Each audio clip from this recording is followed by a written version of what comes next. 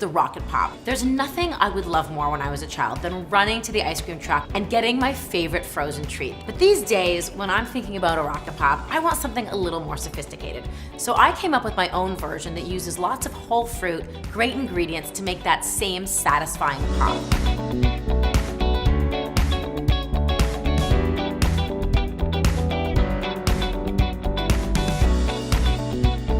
Making a 3-layered popsicle is really very simple, and it starts with your simple syrup. A cup of sugar, a cup of water, on medium to high heat on the stove until the sugar dissolves, turn it off the heat, put it in a glass jar and let it cool for about an hour. My first layer is made out of strawberry, lime, and a little bit of that simple syrup. I love lime zest. It adds so much flavor. It really gets to the aromatic beauty of a lime.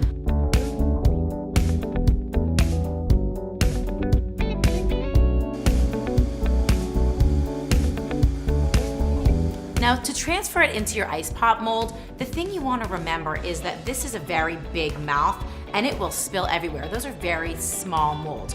My favorite tool to transfer my pop base into my molds is a squeeze bottle. It's like $3 and it is one of the most useful tools in the kitchen. It's great for really precise work with any sort of liquid. And then I want to fill up my molds about 1/3 of the way. Remember, you're getting 2 other layers in here. My strawberry layer is done. I'm gonna throw it in the freezer for about an hour to let it set while I make my next layer. Layer number 2, coconut, banana, and ginger. It's a really rich layer. It's got a little bit of fattiness from the coconut, and it really brings the whole pop together.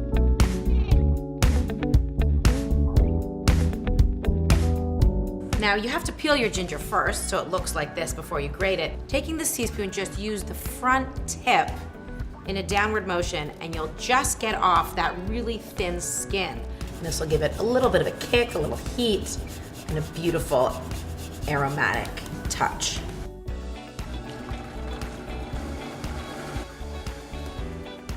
My strawberry layer should be starting to set right about now, so I'm gonna go grab it and pour in layer number 2. Now this goes back in the freezer for about an hour to set while I make my 3rd and final layer. One of the things I loved best about Rocket Pops when I was a kid was that crazy blue that it turned my tongue, and I would stick it out and show it off to my brothers and my friends. Well, I'm gonna use blueberries instead, and I assure you, they have the same effect. And I'm gonna add a little bit of mint. I wanna chop the mint pretty finely before I put it in the blender, or else you're just gonna get big chunks of flat pieces that get stuck in your teeth when you go to eat it. And then a little more lime juice just to bring out those flavors. This color, it's giving me all the feels. It's so gorgeous. It's so summertime to me. The coconut layer should be pretty set by now. I'm gonna go grab it and pour my blueberry layer right on top. And then, of course, the last but most vital piece of a pop is the stick. The coconut layer should be still just slightly soft, so you'll be able to push the stick right down in it, and it should stay put even though the blueberry is not yet set. Now these go back in the freezer one last time. You can leave them overnight, or probably in about 2 hours from now, they'll be good to eat. All right, who's ready for a pop? If they're stuck in the mold, which they probably will be, you need to give it a minute on the counter or run them gently under warm water for just a few seconds, and they should slide right out. These are gonna be delicious. Even better than I remember.